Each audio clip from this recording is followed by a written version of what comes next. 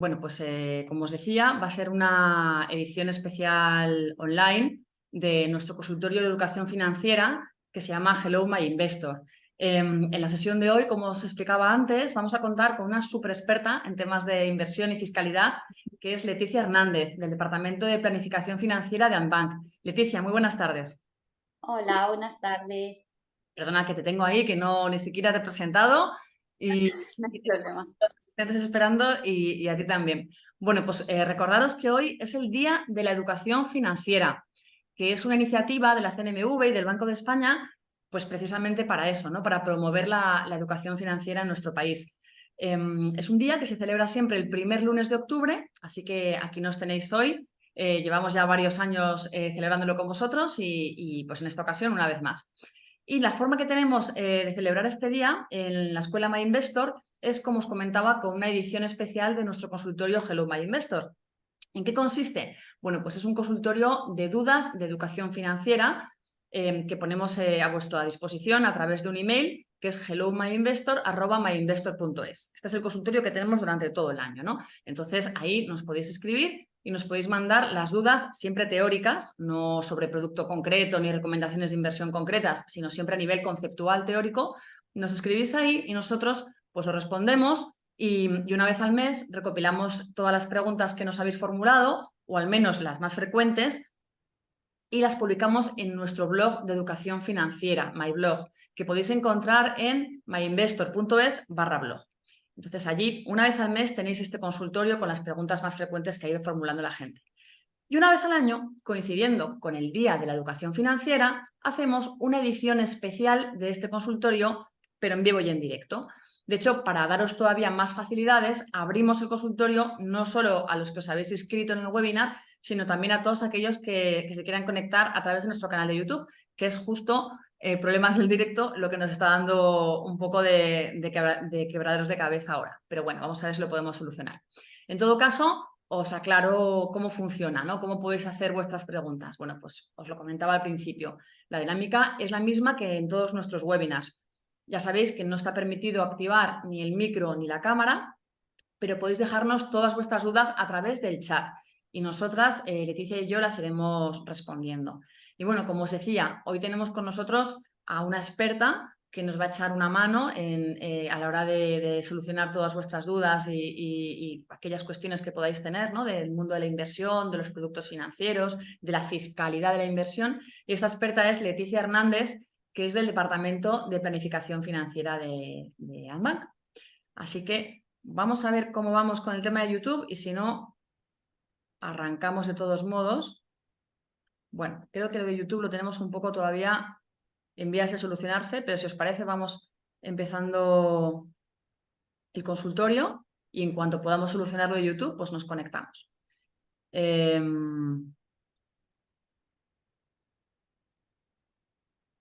Vamos a ver. Nos estáis preguntando también, veo en el consultorio, preguntas concretas de producto, en sentido comercial, de cuándo vamos a lanzar en MyInvestor tal o cual producto. Tened en cuenta que esto es un consultorio teórico, es un consultorio de educación financiera. O sea, nosotras encantadas de explicaros todo lo relacionado con cómo funcionan los productos o bueno, cómo crear una cartera de inversión, estrategia, pero no tanto en temas comerciales. Aún así, ya que lo estáis preguntando, nos pregunta alguien que hace un tiempo se comentó que añadiríamos un fondo de capital riesgo a la oferta del producto de MyInvestor y que en qué estado se encuentra esta iniciativa. Pues queda muy poco. Yo ya más no me dejan decir, pero queda muy, muy, muy, muy, muy, muy, muy, muy poquito para que pongamos a vuestra disposición este fondo. Muy poco, días.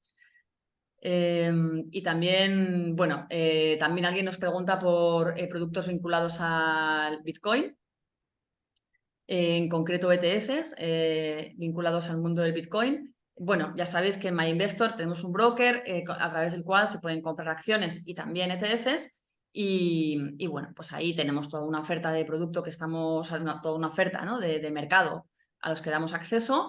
Pero estamos abiertos a que nos propongáis nuevos ETFs o ETCs, que ya sabéis que son como los ETFs, pero que dan acceso a una sola materia prima en concreto o a un solo activo, y los incorporamos estudiamos la posibilidad de incorporarlo a la oferta de nuestro broker.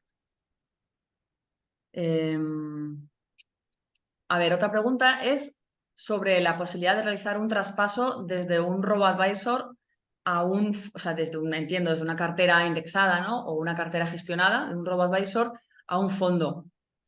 Dice, ¿se puede realizar el traspaso como cuando es de fondo a fondo sin perder la ventaja fiscal?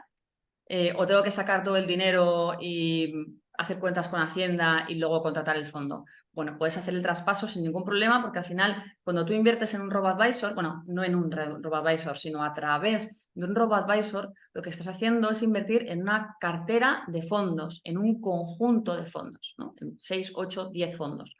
Con lo cual, solo tienes que hacer un traspaso desde esos fondos hasta el fondo que te interese o utilizar un fondo puente, un fondo intermedio, que bien puede ser un fondo monetario, traspasas desde todos esos fondos, eso no lo haces tú, lo hace la entidad en cuyo robo-advisor estás invirtiendo, ¿no? Te traspasa, te reembolsa todo el dinero que tienes invertido en su cartera a un solo fondo y ese fondo puede ser el fondo destino o, como te digo, un fondo como intermedio a través del cual puedes invertir ya en el fondo que te interesa. Y estos traspasos no implican ninguna tributación, ¿verdad, Leticia? Cuando traspasamos desde un fondo a otro o desde varios fondos a un solo fondo, no pagamos impuestos, ¿no? Eso es lo que se conoce como el régimen de diferimiento. Lo que hace es que en el momento en el que yo saco de uno o de varios fondos para reinvertir en otros fondos, y reinvierto el total, es decir, no pasa por mi cuenta, sino que a través de la gestora se pasa el importe del reembolso al otro fondo, pues no tributo en ese momento, no tengo que pagar el IRPF por la plusvalía que haya acumulado. Esto no quiere decir que sea una exención final, lo que hace es diferir la tributación. ¿A qué momento?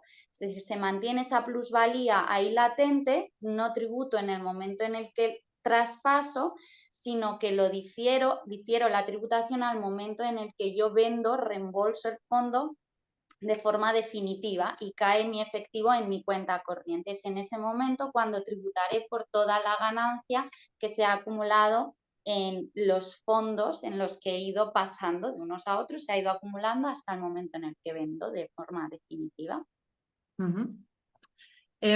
Otra de las preguntas que nos hacen es sobre ese gran desconocido o esa gran desconocida que es la renta fija, cómo funciona el mercado de bonos y demás. Más nos alegra mucho que nos preguntéis sobre este tema porque tiene un peso muy importante en las carteras, no solo en las conservadoras, sino en las que son un poquito intermedias, ¿no? O sea, a poquito que no tengas un perfil de riesgo altísimo, vas a tener que compensar un poco tu inversión en bolsa con inversión en renta fija. Y sin embargo, la mayor parte de la gente no entiende bien cómo funciona esto de los fondos de renta fija, ¿no? Entonces nos pregunta un asistente, quisiera entender mejor qué se puede esperar de un fondo de bonos, ¿no? De un fondo de inversión que invierte en bonos, pues a lo mejor en una cartera a 5 años.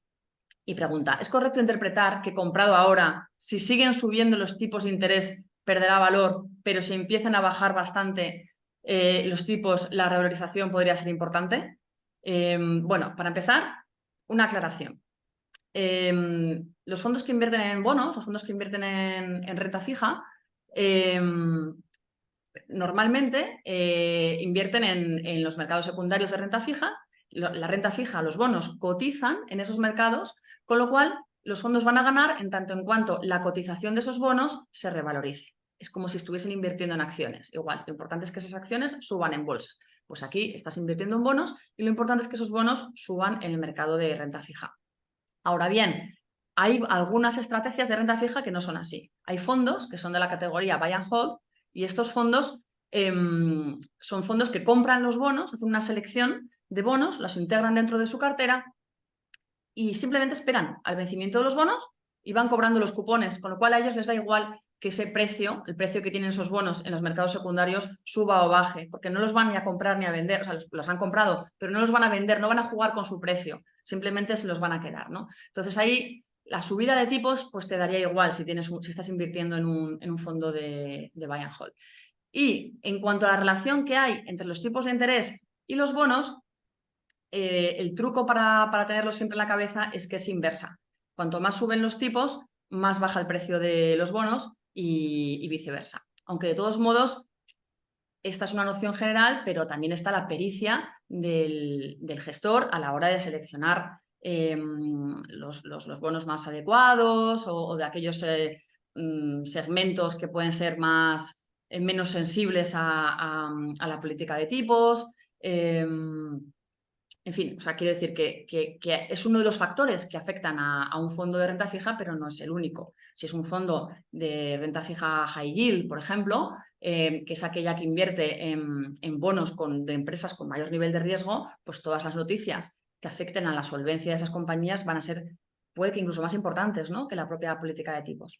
Con lo cual, pues es importante que tengáis un poco esta noción de que las subidas de tipos de interés afectan a la baja a los precios de los bonos, pero que también sepáis que hay otros elementos como la solvencia ligada al emisor del bono o la propia pericia del gestor a la hora de seleccionar unas emisiones u otras, que también van a influir en el resultado final de vuestros fondos de renta fija. A ver, vamos a ver si estamos emitiendo ya en YouTube. Me parece que sí. Un segundo, dejadme que lo confirme.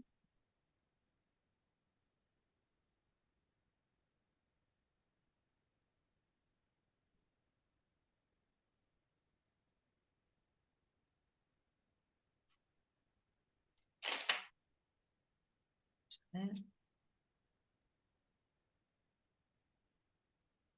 Bueno, entre que me lo confirman y no me lo confirman, continuamos con, sí, continuamos con las preguntas. A ver, preguntas. Si la gestora de un fondo de inversión o de un fondo que está dentro de una cartera de fondos se va a pique, el FOGAIN cubre la gestora que se ha ido a pique, pero los otros fondos, si son de otras gestoras, siguen su curso. Yo creo, esto es una duda que tiene mucha gente, Leticia, que están equivocados. A ver si les ayudamos un poco a aclararlos. Consideran que el FOGAIN está para cubrir la quiebra de las gestoras de fondos, cuando en realidad los activos, como sabes, en los que invierten los fondos se encuentran depositados en banco custodio aparte y no están cubiertos por el FOGAIN. ¿Les podrías explicar antes de nada para qué sirve realmente el FOGAIN, qué cubre el FOGAIN? Y ya si quieres entramos después en cuál es la propia seguridad que ofrecen los fondos de inversión, ¿no?, con su banco depositario y demás. Es que a ver, yo lamento tener que decirte que yo el tema del FOGAIN nosotros no lo llevamos porque es un tema que escapa del tema fiscal, que es a lo que más nos dedicamos. O sea, es un tema financiero que se lo podemos consultar, pero ahora el tema del FOGAIN no lo gestionamos normalmente nosotros. Bueno, en todo caso, el FOGAIN es una entidad que está sobre todo para los brokers, más que para las gestoras de fondos, está para los brokers, o sea, es una entidad que está pensada no en caso de quiebra de la gestora o incluso en caso de quiebra del broker, sino en caso de que haya habido algún tipo de irregularidad, de desfalco. De hecho, son muy pocas las actuaciones que ha tenido el FOGAIN a lo largo de la historia. O sea, el FOGAIN, la gente tiene la tendencia a equipararlo con el Fondo de Garantía de Depósitos y no tiene nada que ver. Vale, entonces, vamos por partes. Las cuentas corrientes y los depósitos. Las cuentas corrientes y los depósitos, efectivamente, ahí dependemos del balance del banco, ¿no? O sea, estamos metiendo nuestro dinero en una cuenta corriente o remunerada o en un depósito de un banco, estamos dentro del balance del banco, con lo cual si el banco quiebra, ahí sí que necesitamos un fondo de garantía de depósitos que nos respalde. Pero en el mundo productos de inversión esto no funciona así, ¿vale? El respaldo que van a tener nuestros productos no va a ser ese, funciona de otra manera. Entonces, ¿cómo funciona? Pues cuando uno invierte en acciones directamente a través de un broker o cuando uno invierte en fondos de inversión a través de una gestora de fondos, existe una entidad que es la entidad depositaria, ¿vale? Esto quiere decir que estas acciones que nosotros estamos comprando a través de nuestro broker o esos activos en los que invierte el fondo de inversión que hemos comprado, si es una cartera de fondos, pues los 6, 8, 10, 12 fondos que integran esa cartera, o sea, esos fondos a su vez están invirtiendo en bolsa, en renta fija, lo que sea. Pues esos activos están custodiados aparte, separadamente de la gestora de fondos. Entonces, si quiebra la gestora o si quiebra el broker, no tenemos riesgo balance como lo tendríamos si quiebra un banco en el cual tenemos cuentas o depósitos. No, porque nuestros activos no están en el balance de la gestora. Están aparte, custodiados por una entidad aparte. Y esta entidad aparte, que es la entidad depositaria, que de hecho hay que pagarle un fee para que custodie nuestros activos, tanto si es acciones como si son fondos, esta entidad depositaria tampoco tiene a los activos en su balance, ¿vale? O sea, en ningún caso esos activos van a formar parte del balance de nadie, ni del banco que nos está vendiendo el fondo, ni de la gestora de fondos que nos lo está gestionando, ni de la entidad depositaria que los está custodiando. O sea, no forma parte del balance de nadie. Y como no forman parte del balance de nadie, si se van a la quiebra cualquiera de esos tres, aún así nuestros activos están aparte. ¿Qué es el Fogaín entonces? Es que el Fogaín es una figura muy peculiar y ya os digo que apenas ha tenido que intervenir en la historia reciente de España porque está para casos muy, muy concretos. Entonces, el Fogaín no está para respaldar casos de insolvencia como si fuera un fondo de garantía de depósitos. Está para casos muy concretos en los que pues un broker a lo mejor no puede hacer frente a sus obligaciones con sus accionistas una vez ha quebrado, pues porque ha habido algún tipo de, pues eso, de desfalco, de irregularidad en las cuentas, o sea, algo ya que entramos dentro del terreno de, pues eso, de la irregularidad y de que no ha hecho bien los deberes, ¿no? Pero esto ocurre pues en casos, como os podéis imaginar, muy, muy puntuales. Aún así, os digo que el broker de MyInvesto, como todos los brokers de todos los bancos, está cubierto por el Fogaín, pero vamos, que en el caso de los fondos de inversión, tened la absoluta tranquilidad de que no os tenéis que preocupar por la quiebra de nadie, ni del intermediario, ni de la gestora, ni del banco depositario. O sea, esto está muy regulado y muy, muy bien establecido. Los bancos depositarios son bancos depositarios de muchísima solvencia, muy grandes, que actúan como depositarios de muchas gestoras de fondos.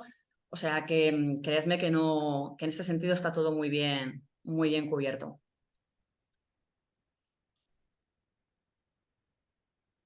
Bien.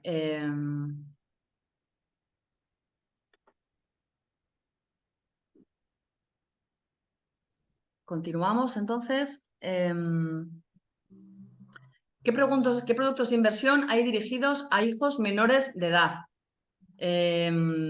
1. Figuran ellos como titulares junto a sus padres. 2. Si tengo 2 hijos, ¿se añadirían a los 2 como titulares? 3. En general, ¿qué productos veis más interesantes para este tipo de inversor menor de edad? Yo le quería preguntar a Leticia que nos comentara un poco las implicaciones fiscales que hay a la hora de poner o sea, al hilo de las preguntas que nos está haciendo esta asistente, a la hora de poner los ahorros a nombre o de los padres o de los hijos, porque no es lo mismo, ¿no?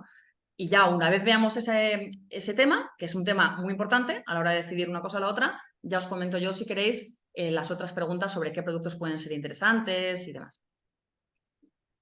Vale, bueno, lo primero, cuando al ser hijos, entiendo hijos menores, en las cuentas siempre va a tener que estar su representante legal, en este caso los padres que tengan la patria potestad. Entonces, normalmente los padres o el representante legal correspondiente será el que esté junto con el menor en la cuenta y será quien tenga facultades para administrarla.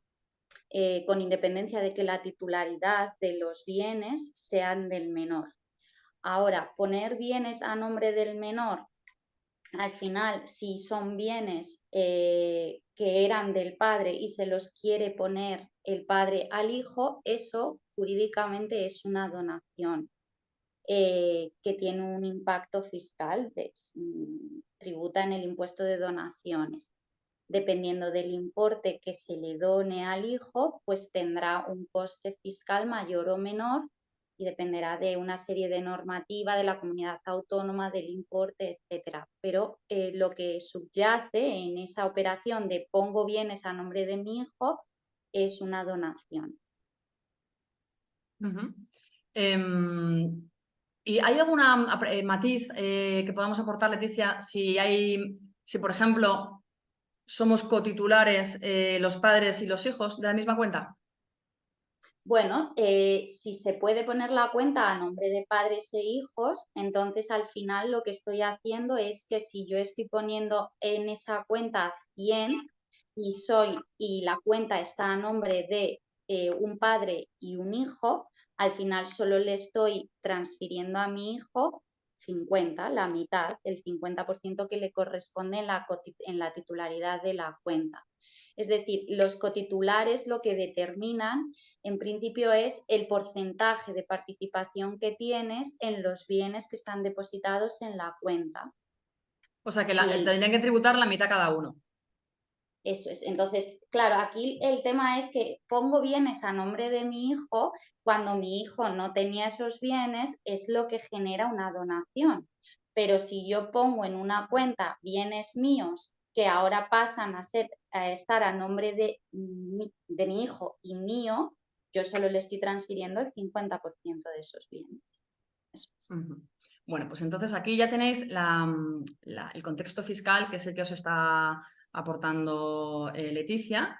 Es decir, este dinero que le ponemos a nuestros hijos a su nombre en la cuenta es una donación, no hay importe mínimo. Hacienda puede hacer la vista gorda a lo mejor con cantidades muy pequeñas, pero en puridad es una donación y está sujeto al impuesto de donaciones. Si bien es cierto que en algunas comunidades está muy bonificado, pero bueno, que lo tengáis en cuenta porque todos los elementos hay que tenerlos en cuenta. Y luego hay otra serie de consideraciones que ya no son las fiscales que también tenéis que valorar, ¿no? Uno, si ponéis el dinero a nombre de vuestro hijo el día de mañana, cuando cumpla los 18 años, vuestro hijo podrá disponer de ese dinero como quiera y vosotros no podéis hacer nada. Si a lo mejor él pues, no es todo lo responsable que nos gustaría, pues no vas a tener manera de cancelar la capacidad de tu hijo para acceder al dinero, ¿no? Con lo cual, eso puede ser un punto a favor de decir, bueno, yo abro esta cuenta que está a mi nombre, pero la abro pensando en mi hijo o invierto en este producto financiero o en esta cartera pensando en mi hijo, pero a mi nombre, porque, bueno, no sé yo si con 18 años va a tener la madurez necesaria como para administrar este dinero. O sea, eso también valoradlo. Otra cosa que podéis valorar, que también viene desde la perspectiva fiscal, que se me ha olvidado preguntárselo antes a Leticia, es que como al final el que va a tributar es el titular de la cuenta,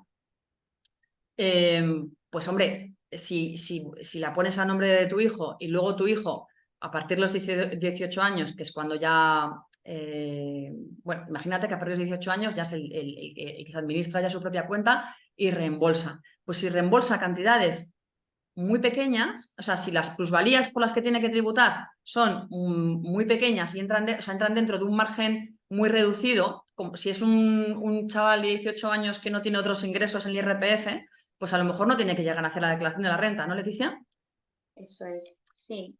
Efectivamente, si estamos hablando de fondos de inversión, pues tendría que ser en torno a 1.500 euros máximo de ganancias para no estar obligado a presentar la declaración de la renta. Por encima de eso, al final es lo que tú comentas, todas las rentas, el hecho de tener una cuenta a nombre de un menor, implica que ese menor se convierte en sujeto o que está obligado a declarar las rentas que vaya generando esos activos financieros que están en la cuenta. Si esas rentas superan los mínimos que establece la norma para estar obligado a presentar la declaración, pues tendrá que presentar la declaración de IRPF anual.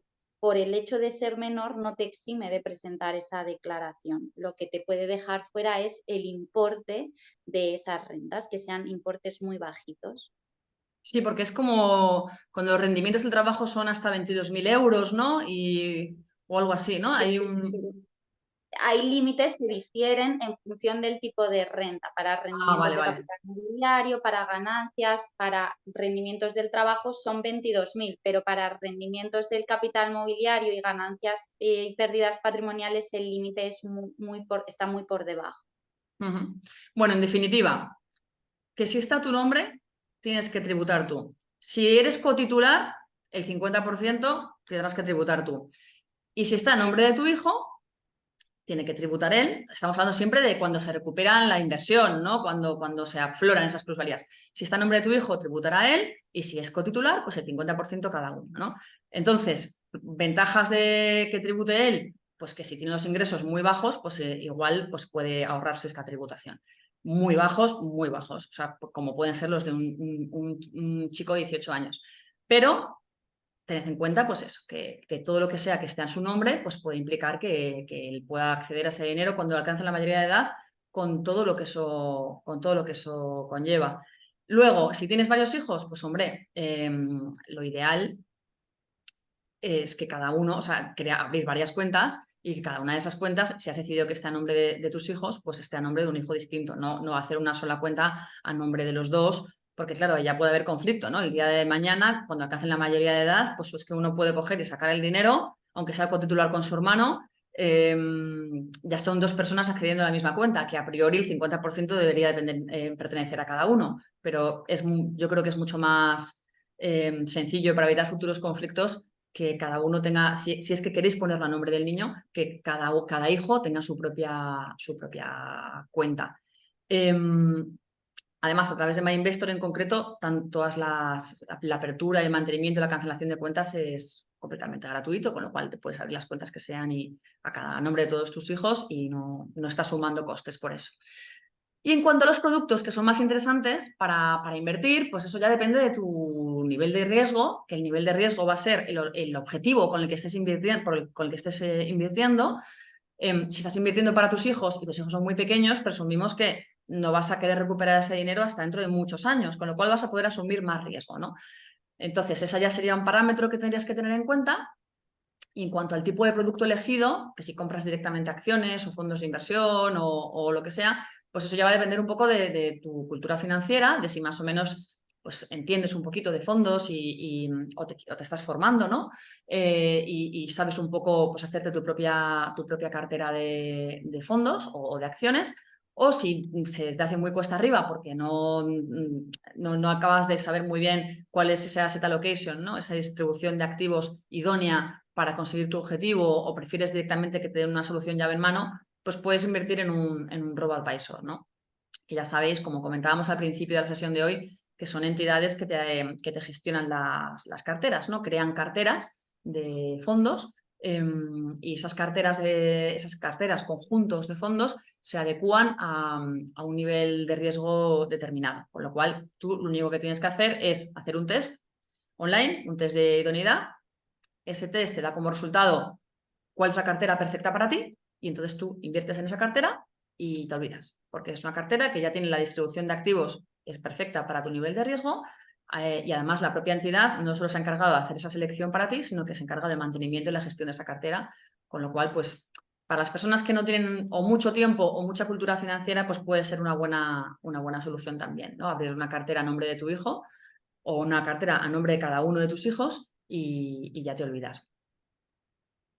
Eh, Pregunta también, Leticia, preguntan, ¿es posible que una persona mayor que nunca ha tenido fondos ni carteras pueda hacer una cuenta con fondos para dejarlo en herencia por la plusvalía del muerto? ¿Sale rentable fiscalmente? Vale. Bueno, a ver, pues es posible, claro, que aunque una persona nunca haya tenido una cartera de fondos o posiciones en fondos de inversión, pueda formalizarla, contratarla ahora y luego ya mantenerla, aplicar el régimen de traspasos que hemos comentado anteriormente, de forma que la rentabilidad que vaya generando esa cartera o esos fondos no tribute, se vaya acumulando esa ganancia y cuando él fallezca le deje a sus herederos una cartera de fondos o participaciones en fondos de inversión. Lo que comenta la persona es que lo que heredan sus herederos es la cartera y esos herederos por lo que tendrán que tributar es en el impuesto de sucesiones por el valor de esa cartera, pero no por la plusvalía que haya acumulado la cartera desde que el causante la contrató. Es lo que se llama plusvalía del muerto. En el IRPF esa plusvalía ya no va a tributar. El fallecido ya no tendrá que tributar en su IRPF por esa plusvalía, pero los herederos sí que tendrán que tributar en su impuesto de sucesiones por recibir esa cartera en herencia por el valor que tenga esa cartera en la fecha de fallecimiento del causante, ¿vale? O sea, es rentable, a ver, la plusvalía no tributa, pero los herederos tributan por todo lo que reciben.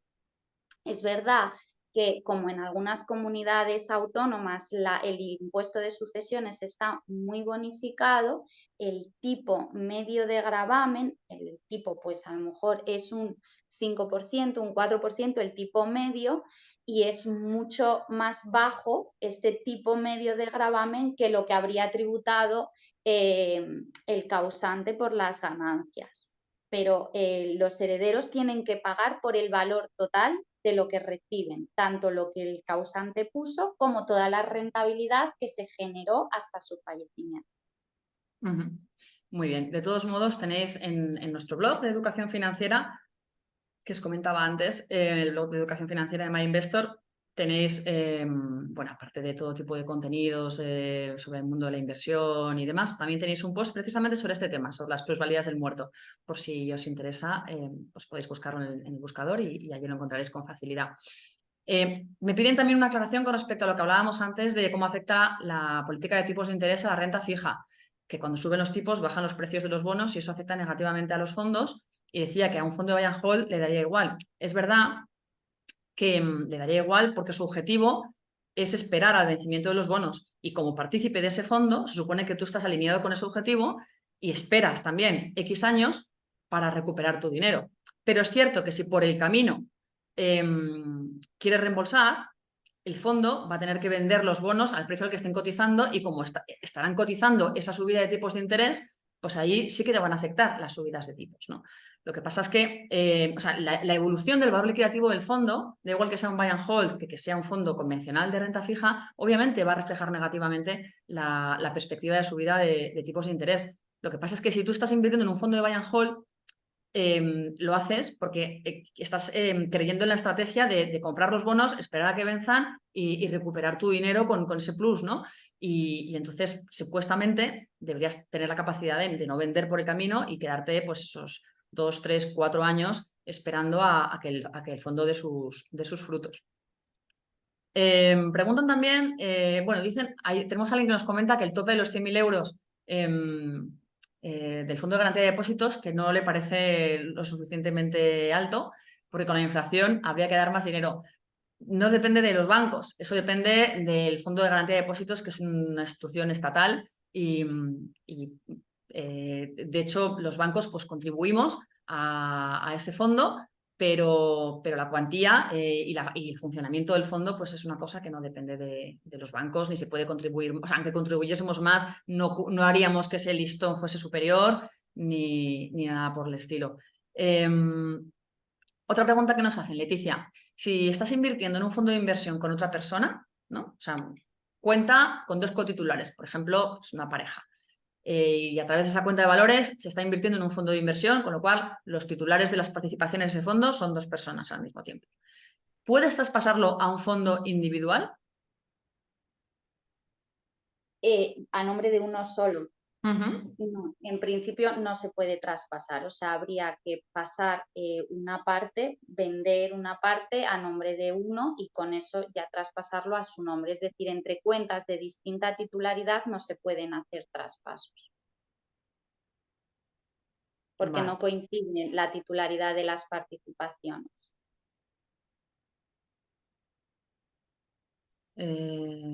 Muy bien. Es que hay otra pregunta aquí, pero la verdad es que no la entiendo bien, porque habla de cuando un fondo se cierra, si la entidad a la que pertenece ya gestiona todo el traspaso sin que queden flecos. Es que no sé si cuando se cierra se refiere a que quiebre el fondo o a que esté cerrado con un hard close o la persona que haya formulado esta pregunta, si nos lo puede aclarar exactamente a qué se refiere para que le podamos responder. Vale, esta pregunta, Leticia, seguro que nos puedes ayudar mucho, porque es así muy de planificar la cabeza como inversores, pero desde el punto de vista fiscal. Dice, ¿podríais decir algunas de las claves de fiscalidad a tener en cuenta cuando se invierte? Porque se da mucha importancia a la hora de decidir en qué producto invertir, pero se desconoce mucho la parte fiscal para mejorar el beneficio de las inversiones. ¿Qué nociones básicas crees tú que deberíamos tener todos en la cabeza, Leticia? Bueno, al final, invertir los productos financieros, tal y como está la normativa fiscal española en IRPF, que nos estamos centrando, entiendo, personas físicas, los productos financieros tienen todos, salvo planes de pensiones, el mismo esquema de tributación. Los podemos clasificar sus rentas o en rendimientos de capital mobiliario o en ganancias y pérdidas patrimoniales, pero ambas se integran en la misma base y tributan a los mismos tipos de gravamen. Entonces, ¿en qué invertir? En lo que más te interese, porque fiscalmente es la misma tributación, ¿vale? Ahora, una pauta siempre a efectos fiscales, diferir es ahorrar. Entonces, todo producto financiero que a mí me permita diferir la tributación, es decir, no tributar cada año por rentas que no necesito obtener, al final estoy ahorrando. Tengo que conjugar el tema financiero con el tema fiscal. Obviamente, no voy a invertir en un producto que me dé menos rentabilidad financiera porque fiscalmente sea mejor. Hay que optimizar ambas cuestiones conjuntamente, pero diferir es ahorrar. Entonces, los fondos de inversión para esto son ideales porque me permiten diferir la tributación mediante el régimen de traspasos hasta que yo necesite realmente la liquidez. En ese momento vendería, reembolsaría el fondo y tributaría, y hasta ese momento puedo moverme de un fondo a otro. Otras cosas que tengo que tener en cuenta es que tengo que saber qué renta genera cada producto financiero, lo que os he comentado, si genera rendimientos de capital mobiliario o ganancias y pérdidas patrimoniales. ¿Por qué? Porque cuando en el caso peor que es que obtenga rentas negativas en algún ejercicio que se puede dar, o incluso que las tenga acumuladas, un bono que esté ahora mismo su valoración esté por debajo de la valoración del precio al que lo compré y tengo ahí un rendimiento latente negativo, siempre tengo que saber estas calificaciones que tienen los distintos productos porque a lo mejor me puede interesar generar rentas negativas para compensar las rentas positivas que estoy teniendo durante el ejercicio y así reducir la tributación. Es decir, dos cosas, diferir y tener claro qué rentas estoy generando en los productos que yo tengo, si son rendimientos, si son ganancias, para antes del cierre del ejercicio, antes del 31 de diciembre, ver qué rentas se me han generado y ver si puedo planificar el cierre. ¿Qué es lo que se conoce como planificar el cierre? Pues generar rentas del sentido contrario a las que he obtenido para reducir el coste de IRPF de ese año. Otra de fiscalidad, Leticia, ahora que te tenemos así ya en racha. Al vender un fondo de inversión, es que esto es una duda que tiene mucha gente, que cree como que hay retenciones, ¿no? Cuando invierten en fondos de inversión, como que de algún modo la gestora de fondos o el banco a través del cual ha comprado ese fondo le va a hacer una retención por las plusvalías y eso no funciona así. Ahora nos lo va a explicar muy bien Leticia. Pregunta a la persona, al vender un fondo de inversión, la gestora resta automáticamente el 19% de la plusvalía. Y si es un ETF, ¿lo tengo que poner en la declaración de la renta? No, esto no funciona de esta forma. Ahora Leticia os dice las plusvalías de los fondos o las plusvalías que experimentemos con los ETFs o las acciones, qué es lo que hay que hacer. Vale.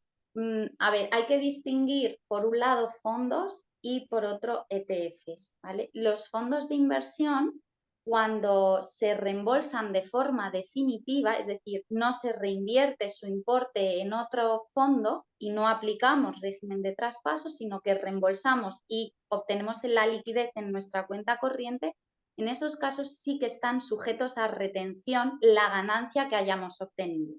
Si los hemos vendido por encima de lo que los compramos, obtenemos una ganancia de patrimonio y está sujeta a retención, que es el 19% de esa ganancia.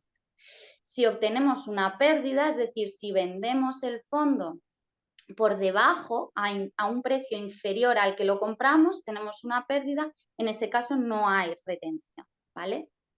¿Qué hacemos con la retención que hemos soportado? Es decir, que nos han quitado. No, la retención al final, pues si yo vendo por 1000 y me han practicado una retención de 100 o de 19, vamos a poner 19, que hemos tenido una ganancia de 100, me practican una retención de 19, yo cobro los 1000 menos los 19. Después, en la declaración de renta que yo presentaré en junio del año siguiente al año en el que he vendido el fondo, si lo vendo en 2023, yo presentaré la declaración de abril a junio del 24. Ahí contemplo todas las retenciones, incluyo todas las retenciones que yo he soportado durante el año, incluida esta que me han practicado por la venta del fondo. Entonces, si yo tengo al final una retención que es un anticipo del impuesto que yo tengo que pagar en mi declaración de renta. Entonces, si yo tengo que pagar a un tipo del 19 por todas las ganancias de mis productos financieros, los fondos que yo he vendido ya he pagado ese importe, entonces tendré que pagarlo en la declaración de renta del ejercicio 2023, me saldrá 0 a pagar, porque ya lo he anticipado, ¿vale? Entonces una retención es un pago a cuenta, es un anticipo del impuesto. Si ya me han retenido, después en mi declaración contemplaré esas retenciones y diré, a ver, yo tengo que pagar un 19, pero ya me han retenido un 19 y por tanto ahora no tengo que pagar nada. Obviamente estoy perdiendo el tiempo que ha tenido Hacienda ese importe, claro, pero es así el sistema. Entonces, las ganancias de fondos sí están sujetas a retención. Esa retención la tendré que integrar después en mi declaración de la renta y es un impuesto ya pagado y por tanto reduce el impuesto a pagar en la declaración de la renta. En los ETFs, en cambio, no hay retención, ¿vale? Cuando vendo el ETF con ganancia patrimonial, no soporta retención esa ganancia. Si los vendo con pérdidas, tampoco. ¿Qué pasará? Que si yo lo vendo en 2023, después en la declaración que yo presente de abril a junio del 2024, sí tendré que pagar el 19% o el tipo que toque por esas ganancias que yo he obtenido en la venta del ETF, porque no he soportado retención. Entonces tendré que pagarlo en el momento de presentar la declaración. Me aclara uno de las personas que me han preguntado antes, la pregunta que no acaba de entender cómo está formulada, que lo que se refería en realidad era un traspaso entre entidades, si queda todo resuelto o si hay que hacer alguna gestión más. Cuando uno realiza un traspaso de un fondo y dice si queda todo resuelto o hay que hacer alguna gestión más para acabar de cerrar completamente el fondo. Ojo, cuando realizamos un traspaso no se está cerrando un fondo para abrir otro. O sea, cuando realizamos un traspaso lo que estamos haciendo es llevarnos el dinero de un fondo a otro fondo, pero es que en ese primer fondo hay muchos otros inversores además de nosotros y en ese segundo fondo también hay muchos inversores además de nosotros, con lo cual, por el hecho de que nosotros nos vayamos el primero, no se va a tener que cerrar, ¿no? Es como si sales de un bar para meterte en otro bar, pues va a seguir habiendo mucha gente en el primer bar y va a seguir habiendo mucha gente en el segundo bar. Simplemente tú haces un traspaso, te vas de un sitio a otro y no tienes que hacer nada más. Tú es una operación que la haces, si es un banco online como somos nosotros, pues lo haces tranquilamente a través de la app y ya está. O si es banca privada, pues lo hace tu asesor de banca privada o lo que sea, pero no requiere ninguna gestión por tu parte porque no hay ningún cierre como tal. Tú simplemente lo que estás haciendo es traspasar tu dinero, las participaciones que tú has comprado con ese dinero, que son participaciones de ese fondo, un trocito de ese fondo, lo vendes y con ese dinero compras participaciones de otro fondo, un trocito de otro fondo, pero que no hay ningún cierre por el camino.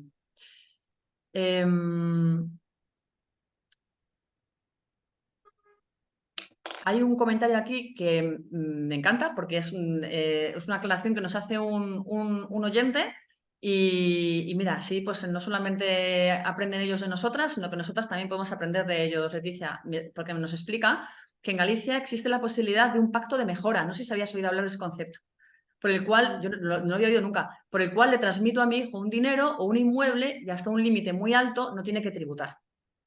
El pacto de mejora, explica él, es una figura propia del derecho civil gallego. un pacto sucesorio que permite la sucesión de bienes o derechos a favor de descendientes del mejorante, hijos o nietos, pudiendo mantener el usufructo por parte del adjudicante, aspecto habitual cuando lo que se transmite es una vivienda.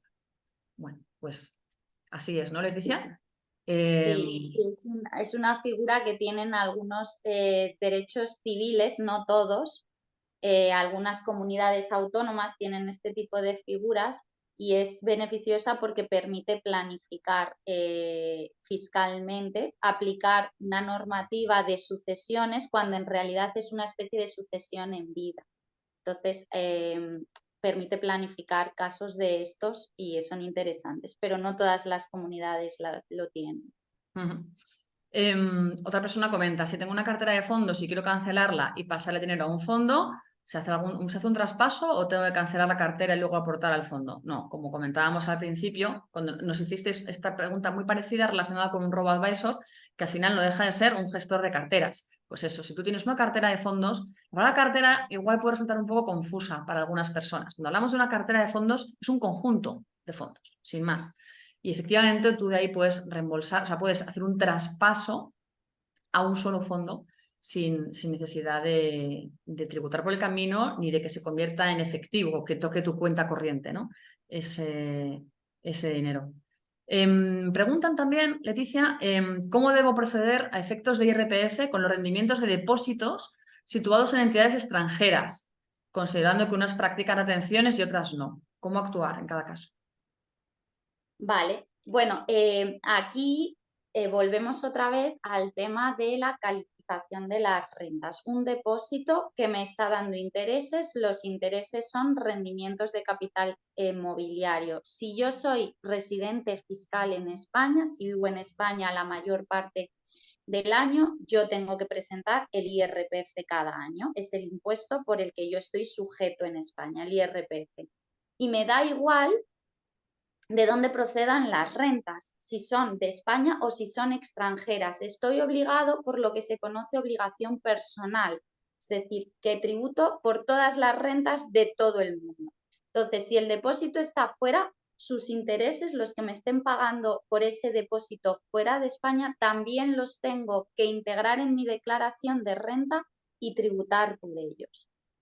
Ahora, que unos están sujetos a retención y otros no, no pasa nada. Yo integro todos los intereses que he obtenido de todo el mundo y después calculo la cuota que corresponde a esos intereses aplicando la escala de gravamen de la base imponible del ahorro, 19, 21, 23. Aplico esa escala, calculo una cuota y de esa cuota deduzco las retenciones que haya soportado por todos los intereses, ¿vale? Deduzco las retenciones, entonces tendré que pagar solo por la diferencia, por lo que no he pagado ya, ¿vale? Es como antes, una retención es un pago a cuenta, es un anticipo de la tributación. Muy bien. Y preguntan también, Leticia, ¿cómo tributa una renta vitalicia? Vale, pues una renta vitalicia también, todo lo que, a ver, una renta vitalicia al final, ¿qué es? Yo pongo un importe, una prima, un capital cuando constituyo la renta, cuando la contrato, y después con ese capital lo que van a hacer es que la aseguradora me va a ir dando importes durante cada año o de forma mensual o trimestral, lo que yo acuerde con la aseguradora. Entonces, cada año yo sumo todo lo que he cobrado de rentas y tributo por ello en mi IRPF como rendimientos de capital mobiliario. ¿Cuál es la especialidad de las rentas vitalicias? Hemos dicho vitalicia, ¿no? Vitalicia, sí. Vale. La especialidad es que en función de la edad que yo tuviera en el momento de contratar la renta vitalicia, las rentas que voy a ir cobrando cada año no tributan al 100%. Es decir, si yo cobro 1.000 euros al año, no tributo por esos 1.000 euros como rendimiento de capital mobiliario, sino que solo tributo un porcentaje y ese porcentaje dependerá de la edad que yo tenía cuando constituí la renta. Por ejemplo, que tengo aquí una chuletilla. La opción ideal es las rentas vitalicias que se contratan cuando se tienen más de 70 años. Pues si yo tengo ya 70 años cuando contrato la renta, de lo que cobre cada año, solamente voy a considerar rendimiento un 8%. Entonces, de esos 1.000 euros, solamente considero 80 euros como rendimiento de capital mobiliario por el que deberé tributar en la escala de la base imponible del ahorro. Es decir, solo tributa un porcentaje de la renta que percibo. Esa es la especialidad de las rentas vitalicias. Otra persona pregunta, ¿podríais dar algo más de información sobre el funcionamiento de los ETFs y la diferencia con las acciones? Bueno, pues a ver, los dos cotizan en los mercados secundarios, con lo cual, en la bolsa, vamos, así que se pueden comprar y vender a tiempo real. Ahora bien, cuando tú compras acciones, estás comprando acciones de una compañía. Estás comprando un trocito del capital de esa compañía. Pero cuando estás comprando ETFs, no estás comprando una sola compañía, estás comprando muchas compañías a la vez. El trocito es más pequeño, como si dijéramos, pero estás comprando muchas compañías a la vez. ¿Por qué? Porque al final los ETFs lo que hacen es replicar el comportamiento de un índice. Y los índices lo que hacen es, son una selección, ¿no? Una muestra representativa del conjunto del mercado. Que sirve un poco también pues, para tomarle el pulso a ese mercado o para invertir en ese mercado sin necesidad de comprarte todas las compañías que cotizan en él. Entonces, imagínate que quieres invertir en bolsa americana. Y claro, en la bolsa americana cotizan miles y miles de compañías. No puedes estar comprándote miles y miles de compañías, entre otras cosas, porque los costes de custodia, o sea, de brokeraje, harían imposible esa inversión. Pero hay índices que si bien no incluyen todas esas compañías, incluyen una muestra representativa de estas compañías y entonces este índice es como, pues como un botón de muestra, como una representación, ¿no? Más o menos de lo que hace el mercado en su conjunto. Son índices que están diseñados para que las compañías que los integran pues de algún modo representen lo que está haciendo el mercado en su conjunto. Lógicamente lo que están haciendo es integrar las compañías más grandes, más solventes, más líquidas, las que generan más transacciones, ¿no? Entre los inversores. De modo que cuando invertimos en uno de esos índices, en el fondo es como si estuviéramos invirtiendo en el mercado en su conjunto. Y cuando invertimos en un ETF, los ETFs lo que hacen es imitar el comportamiento de ese índice. Por ejemplo, el IBEX 35. El IBEX 35 es una selección de las 35 compañías más líquidas, ¿no? Que generan más compraventa en la bolsa española. Y entonces un ETF vinculado al IBEX 35 lo que está haciendo es comprar las 35 compañías del IBEX en la proporción que éstas integran el IBEX 35. De modo que ahí estaríamos invirtiendo en un mercado en su conjunto, de algún modo, o al menos en el índice que lo representa, mientras que si compramos acciones, estamos comprando las acciones de una sola compañía. En ese sentido, los ETFs son fondos, en realidad. Son fondos indexados, pero actúan como fondos, mientras que una acción pues es una acción. Luego los ETFs también hay que añadir que pueden estar vinculados a todo tipo de índices más allá de la bolsa. Pueden ser ETFs de renta fija o pueden ser incluso ETFs que ya no se llaman exactamente ETFs si nos ponemos puristas, pero bueno, pueden ser ETFs de una materia prima o de un conjunto de materias primas o de divisas hay ETFs que imitan el comportamiento de muchas cosas, pero ya estaríamos hablando de una cuestión distinta.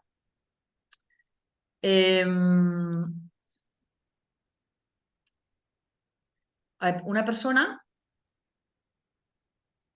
dice que tiene un patrimonio financiero de 1 millón de euros y está soltero sin herederos legales y está planificando donarlo a sus amigos, ¿no?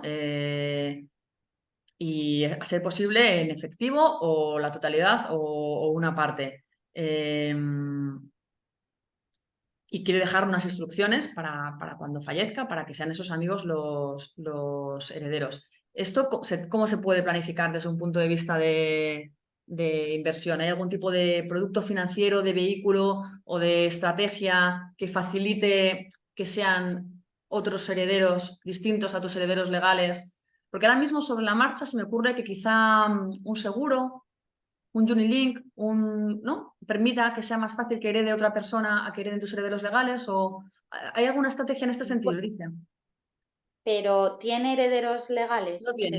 Él dice que no tiene lazos de sangre, que está soltero y que lo que quiere es que sus amigos el día de mañana puedan heredar su dinero de la forma más, bueno, menos gravosa, ¿no? gravosa, esa Y es la más palabra. práctica. Al Sí, final sí. es buscar la practicidad y que sea fiscalmente eficiente. A ver, es que cuando son amigos, es decir, no son parentescos, sino que son extraños, hay poca solución.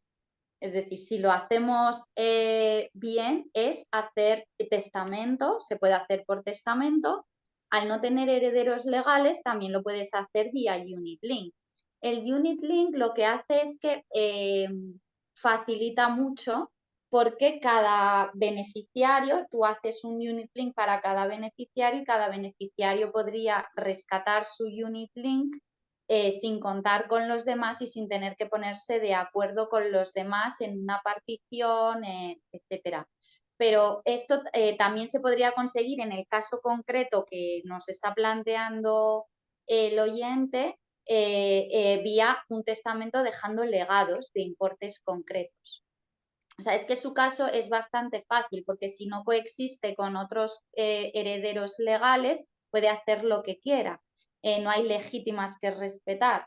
Entonces puede hacer legados y decir a qué bienes concretos quiere dejar a cada amigo, o bien si en el momento del fallecimiento tiene bienes ilíquidos, puede decidir venderlos, que establecer en el testamento que se vendan y se repartan X a cada amigo. Hay 1000 alternativas. El Unit Link es una opción buena por eso, porque cada beneficiario iría, cobraría su parte y no liquidaría su impuesto y no tendría que entrar a llegar a un acuerdo con los otros herederos. Son alternativas válidas. Luego otra persona comenta, en el tema de las retenciones, si tengo pérdidas a compensar de mi último ejercicio fiscal, ¿puedo solicitar una venta de fondos sin retención? No, no. A ver, cuando tú vendas el fondo y si lo vendes con ganancia, te va a practicar la retención. ¿Qué pasa? Que luego cuando tú presentes tu declaración de la renta, tú tendrás que integrar las ganancias que hayas generado en la venta del fondo, integras las pérdidas que traes del ejercicio anterior, entonces al integrar positivo con negativo, te sale que tu renta final es cero. Y como has soportado unas retenciones en la venta del fondo con ganancias, el resultado de tu declaración va a ser a devolver. Entonces, no puedes evitar la retención, pero luego la declaración te saldría a devolver el importe de la retención soportada. Otra persona dice, si tengo un ETF que da dividendos, ¿cómo tengo que hacer de cara a la fiscalidad? Bueno, tributaría por esos dividendos y luego cuando vendiese el ETF tributaría por las plusvalías, ¿no? Eso es. Muy bien. ¿Qué es más interesante fiscalmente? ¿Cobrar un fondo de pensiones o dejarlo en herencia a los hijos? O sea, cobrar un fondo de Bien. pensiones entendemos con el objetivo de que ese dinero luego lo hereden tus hijos, porque si lo necesitas, ¿no? No está claro. Pero cobrar un fondo de pensiones, convertir en liquidez, ¿no? Ese fondo de pensiones y que ya eso lo hereden tus hijos el día de mañana, o dejarle directamente en herencia a tus hijos ese fondo de pensiones. ¿Qué es más interesante fiscalmente? Vale. A ver, aquí lo primero que hay que saber es que los planes de pensiones, las prestaciones, todo el importe total de lo que se cobra por un plan de pensiones tiene la calificación de rendimiento del trabajo. Es decir, como los sueldos que cobramos, pues se suman a los sueldos, se suma el importe del plan de pensiones. Y esto, aunque sea el heredero el que lo cobre, aunque sea el heredero el que cobre el plan de pensiones del padre, ¿vale? También sería un rendimiento del trabajo para el heredero. Entonces, ¿qué es más interesante? Pues, a ver, generalmente dependerá del tipo de gravamen al que tribute el causante o el partícipe del plan de pensiones y al que tribute el heredero. Es decir, lo tenemos que comparar. Si yo un plan de pensiones, la alternativa es lo cobro yo y después se lo dejo a mis hijos, o bien lo cobran directamente mis hijos, comparo a cuánto tributaría el causante por rescatar el plan en su IRPF como rendimiento del trabajo, más luego tributar el heredero por el impuesto de sucesiones, frente a cuánto tributaría el heredero en su IRPF al tributar como rendimiento del trabajo. Comparo esas dos importes y lo que salga más barato. Pero claro, como en la escala de gravamen tanto del impuesto de sucesiones como del IRPF, la base general, son progresivas, es decir, a mayor renta, mayor tipo de gravamen, depende mucho de los importes del resto de las rentas que tengan ambas partes. Es decir, no es una cuestión que se pueda decir A o B, sino que depende de más factores. Otra pregunta que formula Leticia. Si al cambiar de euros a dólares y luego otra vez a euros, si esto ha de declararse en el IRPF. A ver, en puridad, si por el tipo de cambio he tenido una revalorización del importe de mis euros, sí que se genera una ganancia patrimonial que tengo que declarar. También si por el tipo de cambio se me genera una pérdida, es decir, que yo he perdido euros al cambiar, cambio, he perdido euros, tendría una pérdida patrimonial que también debo declarar y me reduce se compensa con ganancias patrimoniales. Es decir, si los tipos de cambio, los cambios de divisa, me generan alteraciones patrimoniales, ya sean o ganancias o pérdidas. Otra pregunta que nos hacen. ¿Se puede tener durante tu vida laboral una cartera de fondos de inversión y después, cuando se llegue a la jubilación, traspasarlos a una renta vitalicia? ¿Cómo tributaría eso en caso de poder hacerse? A ver, a mí así a priori, Leticia, a ver cómo lo ves tú, lo que se me ocurre es que vayas reembolsando de forma periódica tu dinero, a menos que tengas, por ejemplo, fondos de inversión que sean de la modalidad de reparto y fondos de inversión que los dividendos que generan las compañías en los que invierten o los cupones de los bonos en los que invierten, pues los van repartiendo a los partícipes, con lo cual en ese caso pues tú puedes ir recibiendo esos dividendos y si es suficiente, pues no tendrías que tocar el dinero. Si no es suficiente, pues efectivamente podrías hacer un reembolso automático de las participaciones cada X tiempo y esa sería más o menos tu renta, pero claro, no sería vitalicia. Es que las rentas vitalicias normalmente tiene que haber una entidad detrás que te las asegure, ¿no? Una cartera de fondos de inversión no te puede asegurar nada porque no es su propósito. Es una inversión que tú puedes reembolsar de forma periódica dependiendo de la cantidad que hayas acumulado hasta ese momento, pues lo mismo te llega, ¿no? Durante toda tu vida para reembolsar periódicamente y aún así, pues que no se te agote, ¿no? El capital. Claro. También hay que tener en cuenta que el capital que no está reembolsando sigue invertido, sigue revalorizándose, con lo cual, de algún modo, en función de todo el dinero que hayas sido capaz de acumular, pues por ahí a lo mejor lo puedes hacer. Pero claro, ya no es una renta vitalicia, ¿verdad, Leticia?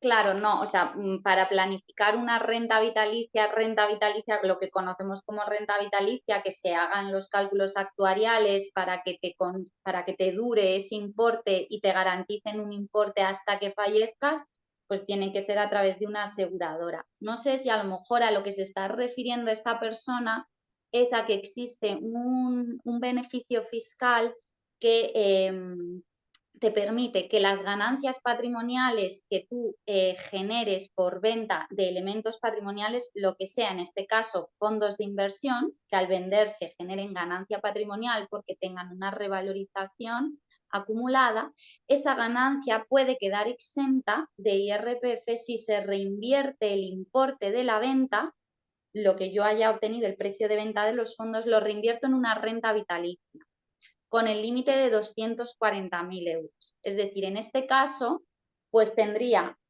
doble beneficio, la renta vitalicia que queremos, que solo tributará por los porcentajes que hemos comentado antes en función de la edad que tenga el tomador en el momento de constituir la renta y que además toda la revalorización que tenían los fondos de inversión que yo he vendido para constituir la renta vitalicia queda exenta, no tributa ni IRPF. Eso es un beneficio fiscal que existe. Preguntan si se pagan los mismos impuestos sobre los dividendos en Madrid y en Cataluña. Sí. Y en toda España, ¿no? O sea, Sí, o sea, hay escala, hemos comentado antes muy por encima que hay 2 tipos de bases imponibles en el IRPF, es decir, 2 grandes grupos de rentas. Las rentas que van a la base imponible general y tributan en una escala de gravamen progresiva, y las rentas que van a la base imponible del ahorro y que tributan en otra escala distinta y de tipos más bajos. En esta base imponible del ahorro van casi todas las rentas de productos financieros, dividendos, las rentas de acciones al vender, de los fondos de inversión, de seguros de vida, prácticamente todo, excepto los planes de pensiones. Y esta base imponible del ahorro tributa a una escala que es la misma en toda España, a diferencia de las rentas que van en la base imponible general, que tributan en una escala que varía en cada comunidad, porque cada comunidad, en relación con esta escala de la base imponible general, tiene competencias normativas. Entonces, las comunidades que ejercen estas competencias aprueban sus propias escalas. Otra cosa que nos plantean es cuánto vale el asesoramiento financiero. En concreto, la pregunta es de una persona que quiere plantear estrategias de objetivos de vida, que nos pregunta qué modalidades existen de asesoramiento financiero, si se hacen estudios, o sea, si el asesor hace un estudio del cliente, si simplemente le da información, si hay un acompañamiento, ¿no?, hasta conseguir los objetivos y demás. Bueno, aquí quiero distinguir entre 2 tipos de banca, ¿no? La banca privada y la banca a particulares, ¿no? La banca retail, a ciudadano a pie que a lo mejor no tiene un patrimonio, pues, o sea, normalmente se diferencia la una de la otra. Una de las diferencias es pues el patrimonio del que dispongas para la inversión. Si tienes cierto patrimonio, de cierto patrimonio para arriba, pues ya puedes recurrir a la banca privada, que ahora le preguntamos a Leticia. Un poco, bueno, pues cómo funciona este tema del asesoramiento en banca privada. Leticia ya, como os comentábamos en un principio, ella es una experta del Departamento de Planificación Financiera de Andbank y nos puede comentar desde la perspectiva de Andbank cómo es esta figura del asesor, ¿no? Cómo es esta relación entre el cliente y el asesor y qué es lo que hace el asesor por el cliente y demás. En banca retail, ¿no?, en la banca clientes particulares que a lo mejor no tienen un patrimonio tan abultado, no son el target de la banca privada, no se les hace un traje a medida, ¿no?, como suele suceder con la banca privada, sino que ya es una cosa como más, bueno, pues para patrimonios más modestos. Aquí hay 2 formas de hacer banca fundamentalmente, ¿no? Hay bancos que te ofrecen asesoramiento y bancos que no te lo ofrecen. O sea, no todos los bancos ofrecen ese servicio. Por ejemplo, en el caso de MyInvestor, nosotros no ofrecemos asesoramiento financiero. Lo que queremos es que nuestros clientes aprendan todo lo posible. Para eso hacemos todo tipo de contenidos de educación financiera, como precisamente el webinar de hoy, porque lo que queremos es que vosotros aprendáis y seáis capaces de gestionar vuestras propias inversiones, preguntándonos, por supuesto, todo lo que sea necesario. Para eso tenemos el consultorio, no solamente el de hoy, que estamos haciendo online, sino el consultorio al que podéis escribirnos cuando queráis, ¿no? hellomyinvestor@myinvestor.es, y que seáis vosotros un poco los que toméis las riendas de vuestra propia inversión. Además, dentro de todos los productos que ponemos a vuestra disposición, fondos de inversiones, planes, acciones, etcétera, también ofrecemos servicios que son un poco llave en mano para los que tienen muy poca idea y dicen, a mí dámelo hecho, y entonces pues lo hemos hecho. Son carteras en las que las inviertes en ellas y te olvidas de todo lo demás, ¿no? O sea, eso haces el test de idoneidad, según ese test de idoneidad planteas ese objetivo de vida que nos planteaba la persona esta en la pregunta, y ya ahí tendrías una cartera hecha. Eso somos nosotros. Y luego hay otro tipo de entidades que sí que prestan asesoramiento financiero. Tú acudes a una sucursal y hay un asesor, y ese asesor pues te presta, te aconseja, te recomienda o lo que sea. Aquí simplemente una última nota, que es aseguraros, si optáis por ese tipo de entidades, que el asesoramiento sea imparcial. O sea, que realmente no haya un conflicto de interés y que ese asesor realmente vele por vuestros intereses y las recomendaciones que os haga sean las mejores para vosotros y no las mejores para la entidad. Porque hay bancos que a la hora de recomendar producto, pues curiosamente recomiendan casi siempre producto propio, producto de su propia gestora, o a lo mejor incluso el fondo que tiene en promoción ese mes, o el asesor al final acaba transmitiendo al cliente la directriz comercial que les viene desde arriba. Con lo cual, los asesores son buenos, son muy buenos y son muy interesantes siempre y cuando sean imparciales y tengamos la certeza de que no hay conflicto de interés. Por eso es tan buena la banca privada, porque la banca privada pues se asegura de tener arquitectura abierta, de tener productos de las mejores boutiques y de las mejores gestoras, el asesor realmente vela por el cliente y demás. Lo que pasa es que, bueno, ya va a otro target de patrimonio. Y Leticia, pues si nos puedes comentar, tú que lo tienes desde dentro, ¿cómo es esa figura del asesor en banca privada?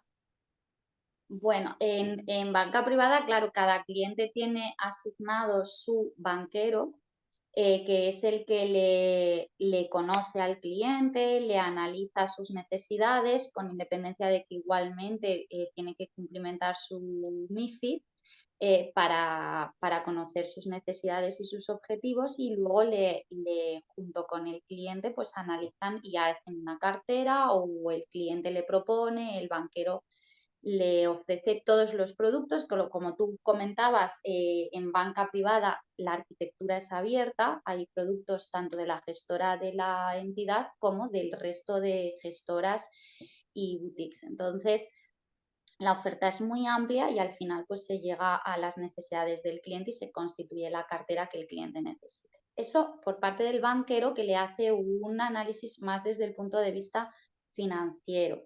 Luego, aparte, se dispone de los servicios centrales de la entidad. Servicios como el servicio de asesoramiento, de gestión de carteras. Hay un departamento que se dedica solamente a elaborar carteras ad hoc para el cliente, de gestión discrecional. Y entre esos servicios centrales, pues estamos, por ejemplo, el Departamento de Planificación Patrimonial, que es al que yo pertenezco, que lo que hacemos es una ayuda que va más enfocada al tema de planificar las cuestiones fiscales, no solamente relacionadas con productos financieros y con la cartera, sino en global del cliente. Al final somos una ayuda, una segunda opinión. No podemos dar un asesoramiento al cliente ni llevar a cabo ejecuciones de medidas, porque no somos un despacho de abogados, simplemente somos una segunda opinión que puede tener el cliente a su servicio como un valor añadido al hecho de por el hecho de estar en una entidad de banca privada, que, como decías, pues implica tener una posición financiera mínima, que este mínimo lo establece cada entidad. Pregunta a una persona, antes estábamos hablando de cómo tributaban los depósitos en el extranjero, ¿no? Que si les practicaba retención y demás. Y dice, ¿y se supone que la entidad extranjera sabe que eres español e ingresa la retención a la Hacienda española? Vale. A ver, cuando estamos hablando de productos extranjeros, nos podemos encontrar la situación de una doble imposición, que las rentas que pagan, podría aplicar lo mismo para los intereses de un depósito que para los dividendos de acciones extranjeras o los cupones de bonos extranjeros, que al ser de una fuente extranjera esa renta, en el país de origen, por ejemplo Alemania, Francia, se practica una retención en origen, y después, cuando la renta se cobra aquí, en España se practica otra retención por el depositario en España. Entonces está soportando dos retenciones, en origen y en destino. ¿Qué pasa? Esto se resuelve, esta doble imposición, vía en la declaración de la renta, aplicando una deducción para evitar la doble imposición. ¿Vale? Se elimina la menor de las dos. Si en origen se ha practicado una retención del 15% y en España una retención del 19%, elimino la del 15%, de forma que la retención única final va a ser el 19%, la tributación. ¿Vale? Se elimina vía deducción por doble imposición. Es una deducción que tengo que aplicar en mi declaración de la renta del ejercicio en el que he cobrado esas rentas que han tenido doble retención. Y otra de tributación. Esta es curiosa porque es un sobrino que quiere dejar heredero a su tío, pero quiere apartar a sus padres de la herencia. Dice, ¿cuál sería la tributación? Yo me pregunto, Leticia, o sea, sus padres serían sus herederos legales, ¿no? Me temo que el Claro, tercio de herederos legales y el tercio de mejora, claro, la a menos parte que de haga la... alguna gestión, que seguro que hay alguna gestión que se puede hacer o intentar, ¿no? Como cuando uno deshereda a sus hijos, que es una cosa que se puede hacer. Pues supongo que podrás desheredar a tus padres, pero tendrías que desheredar primero a tus padres y luego ya dejar como heredero a tu tío, ¿no? ¿Entiendo? Tío. A ver, efectivamente, cuando estamos hablando de que quieres dejar como heredero a tu tío, pero tienes legitimarios, esas legítimas las tienes que respetar. Si el derecho civil establece unos legitimarios, esos legitimarios no los puedes eliminar o no les puedes dejar sin esa parte de la herencia que les corresponde por ley, porque si lo haces, pueden impugnar el testamento, ¿vale? Entonces, otra cosa es la desheredación, pero la desheredación tiene que estar sujeta a unas causas tasadas legalmente. No cualquiera puede coger y desheredar a sus legitimarios porque quiera, sino que tiene que haber unos motivos graves. Entonces, respetando las legítimas, puedes dejar el resto a tu tío, Es un tercio, ¿no? que es un tercio de libre disposición. Vale, ¿cómo tributa? Pues es caro, porque es lo que hemos comentado antes. Cuanto más se aleja el grado de parentesco entre causante y herederos, mayor es el tipo de gravamen que se aplica en el impuesto de sucesiones. Por eso cuando son extraños el tipo es muy alto. Cuando es de tíos a sobrinos el tipo también es alto. Es más costoso. Luego dependerá de si hay algún tipo de beneficio. Por ejemplo, en Madrid se ha aprobado hace poco alguna bonificación en cuota para herencias entre tíos y sobrinos o entre hermanos, pero en términos generales es más caro que las herencias entre padres e hijos o entre cónyuges. Hay que ver la Aquí, especialidad de la... aquí sí que tendría sentido lo del unit link. A ver, el unit link lo que hace es dificultar el control por parte del resto de los herederos, porque al final cuida mucho la privacidad. Cuando tú dejas un importe a alguien vía unit link, solamente el beneficiario puede saber qué importe está en ese seguro, cuál es el valor del seguro. El resto de los herederos no pueden saber, porque hay un registro público de los seguros de vida, pueden saber que existe por parte del causante contratado un seguro, pero no pueden ver ni quiénes son los beneficiarios ni el importe, porque la aseguradora no le va a facilitar ese dato. Entonces, el unit link no es una vía para evitar o para conseguir saltarse las legítimas. No, no se pretende. O sea, de hecho, la norma, si te saltas la legítima vía un unit link, los herederos legitimarios pueden impugnarlo. Lo que pasa es que dificulta el acceso a la información. Pero no, por el unit link no te puedes saltar la legítima. Otra persona dice, soy residente al 100% en el extranjero y tengo una inversión en acciones en España por la que me aplican retención en España. ¿Cómo tributo? En acciones, vale.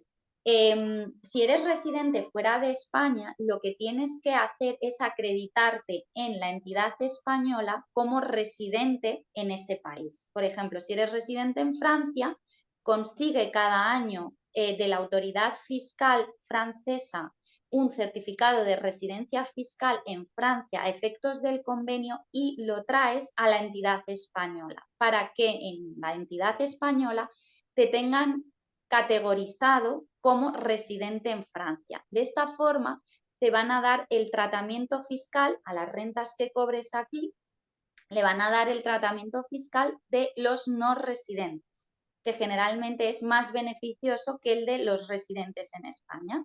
Entonces, para unos dividendos de acciones que tú tengas aquí, si estás categorizado como no residente, te practicará la entidad española una retención del 15 en vez del 19, porque es lo que establece el convenio de doble imposición entre España y Francia, el 15.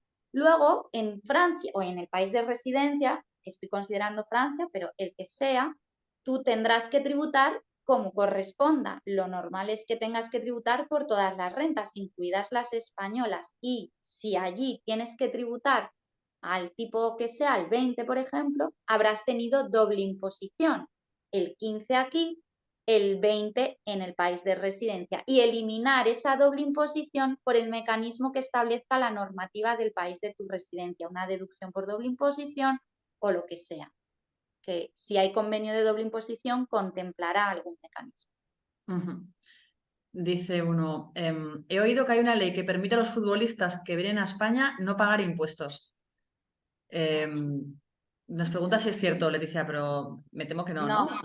no es así. De hecho, a ver, esto yo entiendo que se está refiriendo al régimen de impatriados, que es lo que se conoce popularmente como ley Beckham, porque al principio, históricamente, sí que se aplicaba a los futbolistas o deportistas que venían a España y les permitía tributar en unas condiciones muy beneficiosas durante 5 años.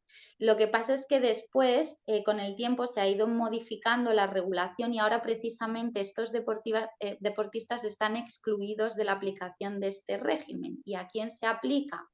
Se aplica a personas que vengan, que se trasladen su residencia a España desde otros países, pero por motivos concretos, porque se les haya contratado aquí, porque vayan a ser administradores de alguna empresa aquí, porque vayan a teletrabajar aquí, por motivos concretos. Y sí que tiene un régimen fiscal más ventajoso que el que tiene un residente en España. Tributan al 24, Muy bien. hasta los primeros 600.000 euros. Luego dice otra persona que, bueno, nos has explicado antes, Leticia, muy bien explicado este tema de las plusvalías y las minusvalías, que se pueden compensar de una determinada manera, siguiendo unas determinadas normas, pero bueno, que podemos compensar plusvalías y minusvalías en la declaración de la renta.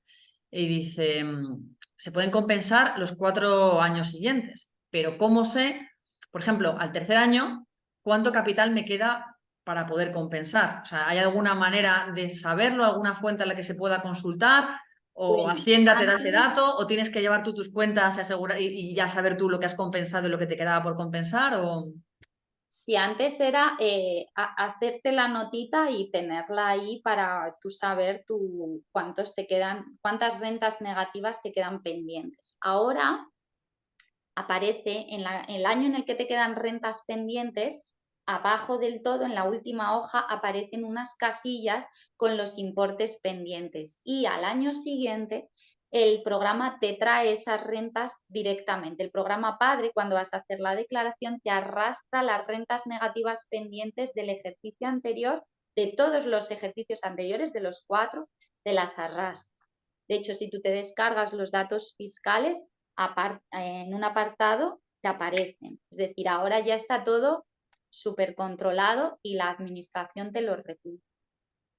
Muy bien, y pasamos ya a la última pregunta, que estamos rozando las 7:30, tenemos que terminar ya el webinar consultorio de hoy, que es cómo tributaríamos por una cuenta remunerada, esos intereses que nos pagan las cuentas remuneradas, cómo tiene que tributar el cliente, qué tiene que hacer.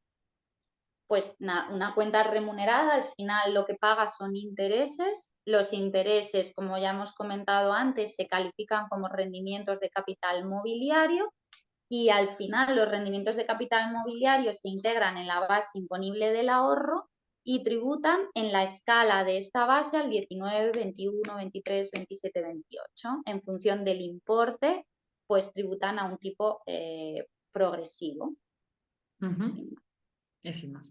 Bueno, pues ya estamos a punto de terminar, así que ya solo nos queda, lo primero de todo, dar las gracias a Leticia Hernández, experta del Departamento de Planificación Financiera de Antbank, que nos ha acompañado en el consultorio online en directo de hoy y nos ha aclarado un montón de dudas en materia de fiscalidad, que es esa gran desconocida en el mundo de la inversión. Leticia, muchísimas gracias por acompañarnos hoy. Un placer, encantada. Y luego a vosotros, a los asistentes, os recordamos primero que la sesión de hoy la colgaremos en el blog de MyInvestor, el blog de educación financiera de MyInvestor. A partir de mañana vais a disponer de la grabación, vais a disponer también del podcast, es decir, del audio, con la grabación del webinar.